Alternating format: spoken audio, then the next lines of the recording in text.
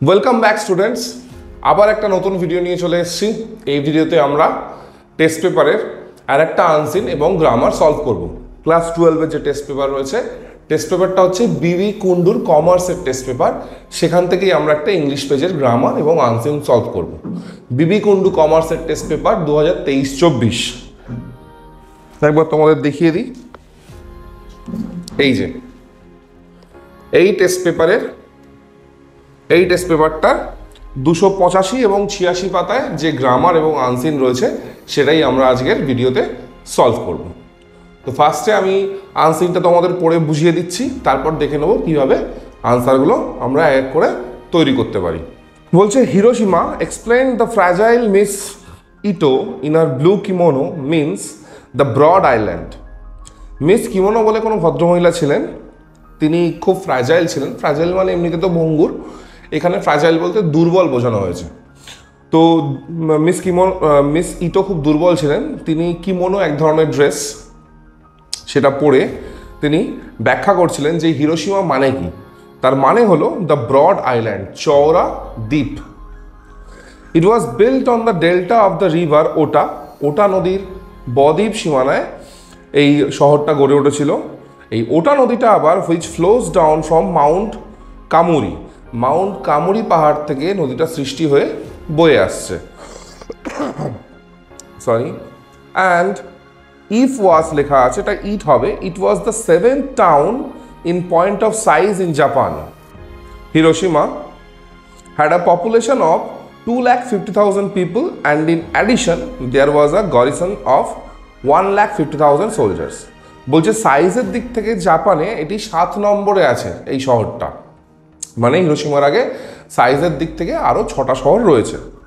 তো এই হিরোশিমায় লোকসংখ্যা হচ্ছে 2,50,000 ছিল এবং একটা গরিসন, এটা গরিসন ও লেখা আছে, এটা অ্যাকচুয়ালি হবে গ্যারিসন, GARRISON। এটার প্রিন্টিং মিস্টেক রয়েছে, গ্যারিসন হবে। গ্যারিসন মানে হচ্ছে সেনা ছাউনি, যেখানে সেনা মোতায়েন থাকে। এবার সারা দেশে বিভিন্ন জায়গায় যেরকম দরকার পড়ে সেখান থেকে সৈন্যবাহিনী পাঠানো হয়।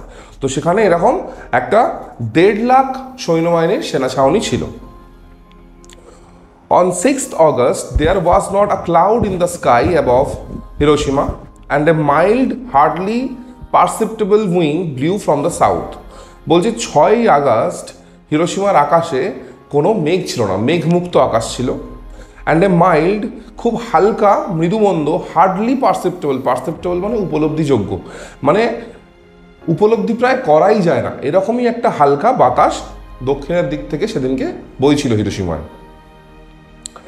অ্যাট 7:31, 7:31 সময় the all clear was given. All clear মানে অল ক্লিয়ার একটা সাইরেন, যে হ্যাঁ এবার সকলে বাইরে বেরোতে পারে, কাজে যেতে পারে। এই সাইরেনটা পেলে সকলে তাদের বাড়ি থেকে, শেল্টার থেকে বেরিয়ে তখন কাজে যেত। তো 7:31 সময় অল ক্লিয়ার সিগন্যাল দিয়ে দেওয়া হয়। Feeling themselves in safety, people came out of their shelters and went about their affairs. এবার সকলে সেফ ফিল করে, সাইরেনটা শোনার পর, অল ক্লিয়ার সাইরেন শোনার পর সকলে সেফ ফিল করলো, তারা তাদের সেফটি থেকে বেরোলো, তাদের শেল্টার থেকে বেরোলো এবং যে যার কাজের উদ্দেশ্যে রওনা দিল। Suddenly A glaring whitish pinkish light appeared in the sky. হঠাৎ করে একটা গ্লেয়ারিং মানে চোখ ঝলসানো একটা সাদাটে পিঙ্ক কালারের একটা লাইট আকাশে ঝলসে উঠল।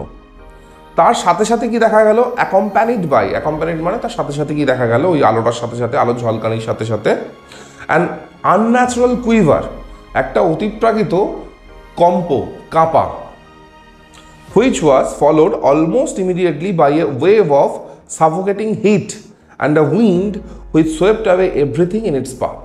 প্রথমে একটা চোখ ঝলসানো আলো দেখা গেল, তার সাথে সাথেই একটা ভূমিকম্প দেখা গেল, অসাধারণ টাইপের একটা ভূমিকম্প দেখা গেল। প্রচণ্ড আর কি তার তেজ ছিল সেই ভূমিকম্পটা। আর তার সাথে সাথে সাফোকেটিং হিট, দম বন্ধ করা একটা গরম, একটা হিট বয়ে গেছিল। আর কি হয়েছিল? আর একটা হাওয়া বয়ে গেছিল খুব জোরে। সে বয়ে যাওয়ার পথে তার সামনে যা যা ছিল, গাড়ি ঘোড়া জিনিসপত্র মানুষজন যা ছিল সব তার সাথে নিয়ে উড়ে চলে গেছিল। যেরকম অনেকটা আমরা টর্নেডো টাইপের মুভিতে দেখে থাকবো, সেই রকমই অনেকটা হয়েছিল। Within a few seconds, the thousands of people in the streets and the gardens in the center of the town were scorched by a wave of searing heat.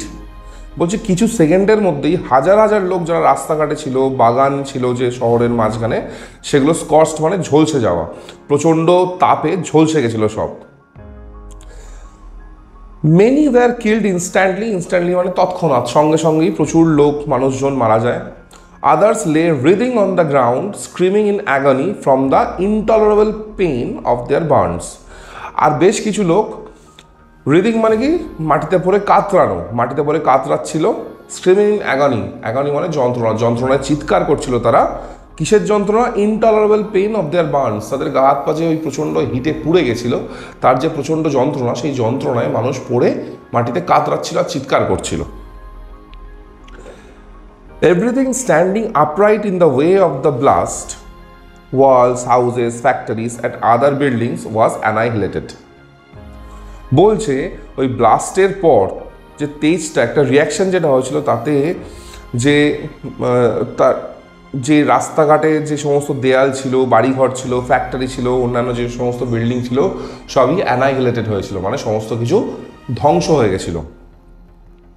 Horse's, dogs, cattle suffered the same fate as human beings. এই সমস্ত জন্তু জানোয়াররাও মানুষের মতোই same ভাগ্যের অধিকারী হয়, তারাও ঝলসে মারা যায় বা যন্ত্রণায় কাতরাতে থাকে এবং ইভেনচুয়ালি কিছু সময় বাদে তারাও মারা যায়। খুব কষ্টদায়ক, যন্ত্রণাদায়ক মৃত্যুবরণ করেছিল হিরোশিমার লোকজন এবং প্রাণীরা। Few people who succeeded in making their way to safety generally died 20 or 30 days later from the delayed effects of the deadly gamma rays। ওই বিস্ফোরণের ফলে যে গামা রে চারিদিকে ছড়িয়ে পড়েছিল, যে রেডিয়েশন হয়েছিল, যে সমস্ত মানুষরা ওই হিটের হাত থেকে বাঁচার মানে সুযোগও পেয়েছিল, শেল্টারে চলে যাওয়ার সুযোগ পেয়েছিল, তারাও কি হয় 20-30 দিন বাদে ওই গামা রের প্রভাবে, ওই রেডিয়েশনের প্রভাবে ইভেনচুয়ালি ক্রমশ মারাই যান। তারাও কেউ শেষ পর্যন্ত বেঁচে উঠতে পারেননি। তো হিরোশিমা নাগাসাকিতে আমেরিকা যে বোম বিস্ফোরণ করেছিল, আমরা তো সকলেই জানি তার ভয়াবহ যে দুর্বিষহ ফলাফল, সেগুলো সবই আমরা হিস্ট্রি বইতে পড়েছি বা অন্য কোথাও পড়েছি, জেনেছি, শুনেছি।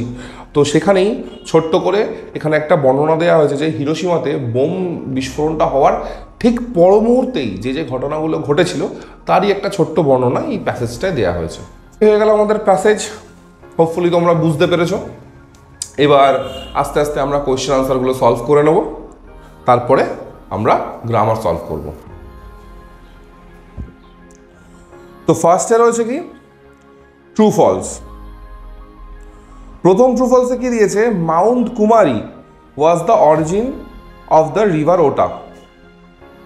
বলছে মাউন্ট কুমারী লেখা রয়েছে, এটা কামুরি হবে, was the origin of the river ওটা। এখানে ফার্স্টে প্যারাতেই লেখা আছে যে দেখো সেকেন্ড লাইনে ফার্স্ট প্যারায় the river Ota which flows down from Mount Kamuri. তো রিভার ওটাটা কামুরি নদী থেকেই সৃষ্টি হয়েছে। যেমন আমাদের গঙ্গা নদী গঙ্গোত্রী হিমবাহ থেকে, হিমালয়ের গঙ্গোত্রী হিমবাহ থেকে সৃষ্টি হয়েছে, এখানে হচ্ছে মাউন্ট কামুরি পর্বতশ্রেণী থেকে আমাদের ওটা নদীর সৃষ্টি হয়েছিল। তো এটা হয়ে গেল কি true. Next question, those who manage to go to a safe place could escape death. যারা সেফ প্লেসে যেতে পেরেছিল তারা মৃত্যুকে পাশ কাটাতে পেরেছিল। না, তা তো হয়নি, সকলেই ইভেনচুয়ালি মারা যায়। তো এটা কি হয়ে যাবে? ফলস হবে। তার প্রুফ হচ্ছে এই যে দেখো একদম লাস্ট প্যারায় লাস্টের দিকে, লাস্টের লাইনে চলে আসো। Few people who succeeded in making there way to safety generally died 20 or 30 days letter. যারা সেফ জায়গায় চলে যাওয়ার সুযোগও পেয়েছিল, তারাও 20 বা 30 দিন বাদে ওই গামা রের এফেক্টে মারাই যায়। তো এটা কি হয়ে যাবে? সেকেন্ড আনসারটা হয়ে যাবে ফলস। থার্ড কি বলেছে? Hiroshima had a population of about 4 lakhs। 4 lakhs নয়, এই যে ফার্স্ট প্যারার লাস্ট লাইন দেখো, Hiroshima had a population of 2,50,000 people and in addition there was a garrison of 1,50,000 soldiers. না, অ্যাকচুয়ালি দেখতে গেলে এটা কিন্তু ট্রুই হবে, কারণ 2.5 লাখ আর 1.5 লাখ মানে 2.5 লাখ নর্মাল মানুষ আর 1.5 লাখ ছিল সৈন্যবাহিনী, তো মিলিয়ে তো ওটা 2.5 লাখ আর 1.5 লাখ মিলিয়ে 4 লাখই হয়। মানে 4 লাখ মানুষই দেখতে গেলে হিরোশিমাতে সেই সময় মোতায়েন ছিল যেই সময় বোম বিস্ফোরণটা হয়। তো আমরা কিন্তু এই আনসারটাকে ট্রু করতেই পারি। এটা একটু বুদ্ধি করে দেওয়া হয়েছে, ঘুরিয়ে দেওয়া হয়েছে যে পপুলেশন মানে শুধুই পিপল, সাধারণ লোকের কথা বলছে তা নয়, যে সোলজাররা আছে তারাও তো নর্মাল মানুষই, তারা সোলজার পেশাগতভাবে, কিন্তু তারাও তো নর্মাল মানুষই। তো আমাদের দুটোকে একসাথেই কাউন্ট করতে হবে যে টোটাল পপুলেশন কত ছিল। টোটাল মানুষ ছিল 4 লাখ। 4 নাম্বার কি, gardens of Hiroshima were in the outskirts of the town. বলছে হিরোশিমার যে গার্ডেনটা ছিল সেটা শহরের বাইরে, আউটস্কার্টস মানে বাইরের দিকে ছিল। তো এটা কি ফলস, কারণ দেখিয়ে দিচ্ছি। এই যে লাস্ট প্যারা যেটা within a few seconds the thousands of people দিয়ে শুরু হচ্ছে, ওইটাই দেখো, thousands of people in the streets and the gardens in the centre of the town. Centre of the town, শহরের মাঝখানে গার্ডেনটা ছিল। তো শহরের মাঝখানে যেহেতু গার্ডেন ছিল, আর এখানে দিয়েছে শহরের বাইরের দিকে, তো লাস্টের কোশ্চেনের আনসারটাও কিন্তু আমাদের ফলস হবে। তো এই হয়ে গেল আমাদের ট্রু ফলস। 4.5 নাম্বার আমরা পেয়ে গেলাম। এবার আমাদের পরের 6 নাম্বার যাতে ফুল ওঠে সেই দিকে আমাদের এগিয়ে পড়তে হবে। তো ফার্স্ট কোয়েশ্চেনটা পড়া যাক। ফার্স্ট কোয়েশ্চেনটা কি বলেছে, how was the atmosphere on 6th August. 6ই অগস্ট হিরোশিমার অ্যাটমসফিয়ার আবহাওয়া কেমন ছিল? এই যে আমরা এখানে বলবো অন 6th অগস্ট, একদম আমাদের কিচ্ছু নিজের থেকে আনসার বানাতে হবে না। আমরা বই থেকে, বইয়ের লাইনেই তোমাদের আগেও বলেছি যে আনসিনে যদি লাইন বা ওয়ার্ড মানে বুঝতেও না পারো, তবুও কোয়েশ্চেন এমনভাবে করা হয় যে এইখান থেকে এতটা বা ওইখান থেকে এতটা এইরকম আনসার যদি কোট করে দেওয়া হয়, তবুও কিন্তু আমাদের একদম আনসার রেডি হয়ে যায়, 2-এ 2 পাওয়ার মতো আনসারও রেডি হয়ে যায়। কদাচিৎ কোনো একটা হয়তো আনসার এরম হয়, একটা কি দুটো ওয়ার্ড পাল্টাতে হয়, বাদ বাকি কিন্তু সেম টু সেম কোট করলেই আমাদের আনসার ক্লিয়ার হয়ে যায়। তো এখানেও এই আনসারটা আমরা সেম টু সেম কোট করে দেবো, আমাদের আনসার রেডি হয়ে যাবে, আমাদের নিজের থেকে কিচ্ছু বানাতে হবে না। যেমন এখানে কি রয়েছে, অন 6th অগস্ট, সেকেন্ড প্যারায় দেখো, on 6th August there was not a cloud in the sky above Hiroshima and a mild hardly perceptible wind blew from the south. ব্যাস, এই লাইনটা অন 6th অগস্ট থেকে শুরু করে ফ্রম দ্য সাউথ অবধি এইটুকুনি লিখে দিলেই আমরা কিন্তু 2 নাম্বার পেয়ে যাব। তো ফার্স্টের আনসারটা বোঝা গেল।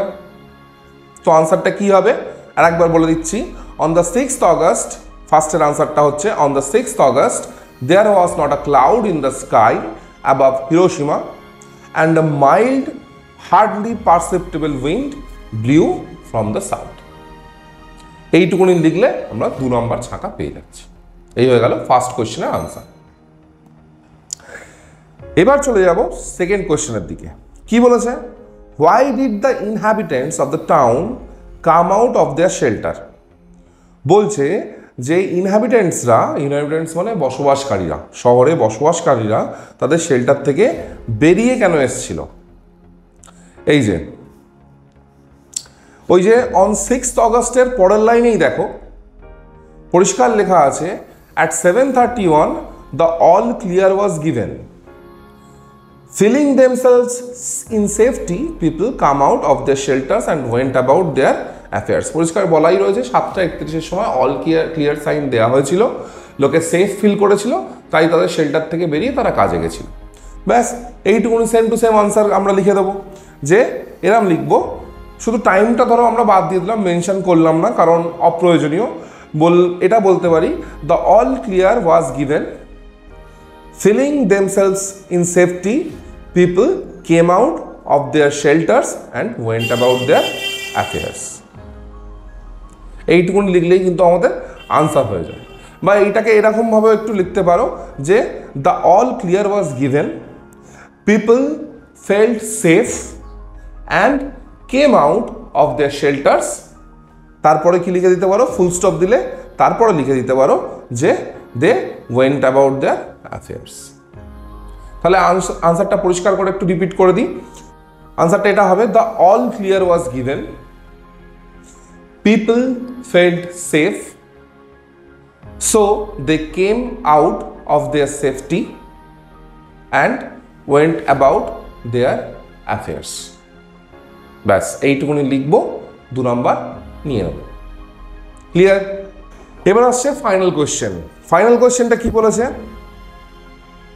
সরি, 4টে কোয়েশ্চেন আছে এখানে, না হ্যাঁ sorry, finally question, what happened immediately after the blast of the first atom bomb?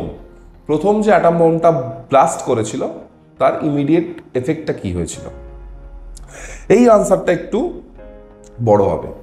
এই যে লাস্ট প্যারায় চলে আসো, কি বলছে? Within a few seconds the thousands of people in the streets and the gardens in the center of the town were scorched by a wave of searing heat.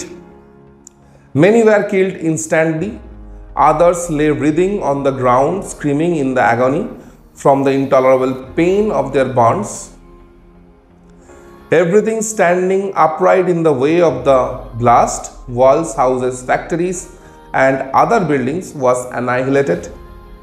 Horses, dogs, cattle suffered the same fate as human beings. ওই দিন থেকে শুরু করে এই human beings, এই পুরোটা যদি আমরা লিখে দিতে পারি এইটুকুনি পার্ট, তাহলে আমরা আবার 2 নম্বর কিন্তু পেয়ে যাচ্ছি। ইজি ছিল আনসারটা। তাহলে এখানে 6-এ 6 পেলাম, ওদিকে ট্রু ফলসে 4-এ 4 পেলাম। আমাদের আনসারে কিন্তু 10-এ 10 উঠে এলো। বড় জোর হাফ নাম্বার হয়তো কোথাও থেকে কাটতে পারে, কাটার লজিক্যালি কোনো জায়গা নেই, বাট যদি কাটবে, কিন্তু আমরা 99% নাম্বার কিন্তু পেয়েই গেলাম।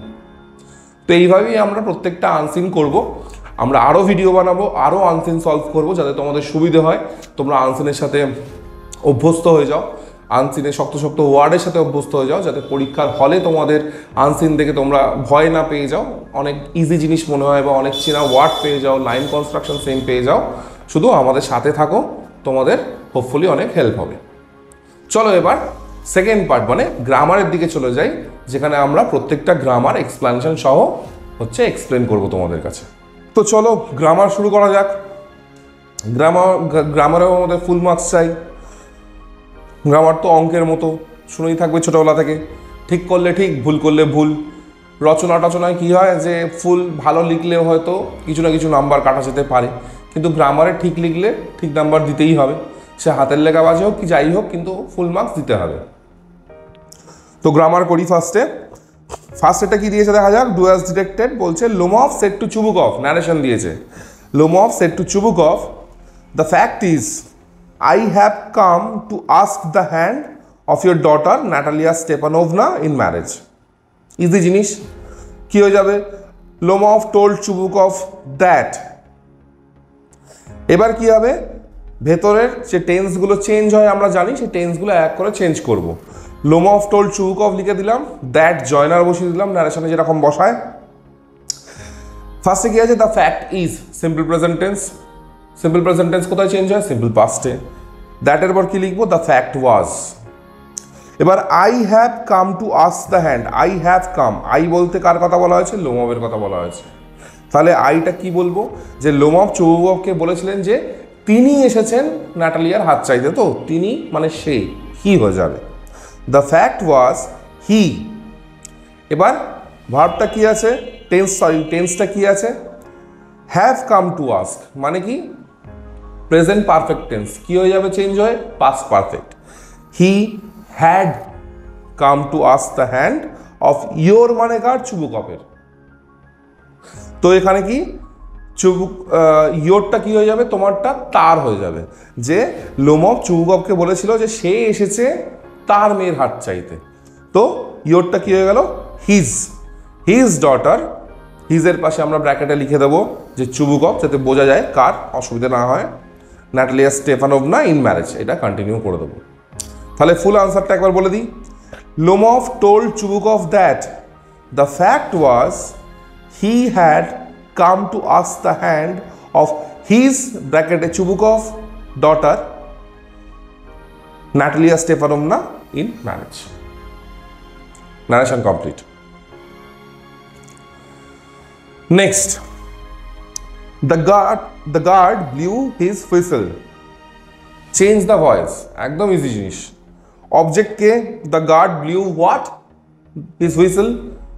পেয়ে গেলাম অবজেক্ট। অবজেক্টকে এবার ভয়েস চেঞ্জে গিয়ে সাবজেক্ট করে আনতে হয়, তাই করে দিচ্ছি। হিজ হুইসেল, তারপরে কি হবে, ব্লিউ ছিল past tense, was blown by the guard. কাজ শেষ। সেকেন্ড আনসারটা বোঝা গেল, ভয়েস চেঞ্জ হয়ে গেল। থার্ড কি, for quite some time he said nothing turn into an affirmative sentence. বলছে for quite some time he said nothing, অনেকক্ষণ ধরে সে কিছু বলেনি। তো অ্যাফার্মেটিভ সেন্টেন্স বানাতে গেলে কি হবে, নেগেটিভকে অ্যাফার্মেটিভ বানাই কি অ্যাফার্মেটিভকে নেগেটিভ বানাই, যাই বানাই না কেন, আমাদের ফর্মটা শুধু পাল্টাতে হয়। নেগেটিভকে দেখতে অ্যাফার্মেটিভের মতো করতে হয় বা অ্যাফার্মেটিভকে দেখতে নেগেটিভের মতো করতে হয়, কিন্তু সেন্টেন্সের মানে পাল্টালে কিন্তু চলবে না। তো আমরা এটা কি করতে পারি, for quite some time he said nothing.